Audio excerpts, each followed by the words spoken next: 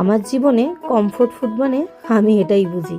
Hello everyone, welcome to my another blog. আজকের এত দেরি হয়ে গেছিল কি বলো, মানে ঘুম থেকে উঠতে একটু লেট হয়ে গেছিল, তারপর বাইরের একটু কাজ ছিল, সেটা করতে গিয়ে আরো লেট হয়ে গেছে।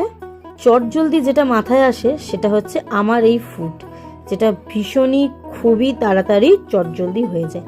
এখানে পেঁয়াজ কাটছি ডিমের আমলেট বানাবো বলে, আর একদিকে রুষার জন্য বানাতে দিয়েছি ডিম সিদ্ধ। রুবেল খায় হচ্ছে এই আমলেট, যেটা হচ্ছে পেঁয়াজ দিয়ে সামান্য একটু নুন দিয়ে, একদমই ঝাল ছাড়া, গোলমরিচের গুঁড়ো আমি যার জন্য দিতে পারি না। ব্যাস, এইদিকে দেখো ডিম সিদ্ধটাও আমার হয়ে গেছে, আর এখানে আমলেটটা ভেজে নিলে ভাত করা রয়েছে। তো আজকে ঘড়িতে বাজে হচ্ছে ওই 2টো, মানে রান্নাটা করতে করতে নামাতে নামাতে 2:30। এই একটা কি নিশ্চিন্ত বলতো যে আমার ভাতটা হয়ে আছে, যদি ভাত বসাতে হতো আরো দেরি হয়ে যেত। ডাল ছিল করা, সকালবেলা ডালটা আমি করে নিয়েছিলাম।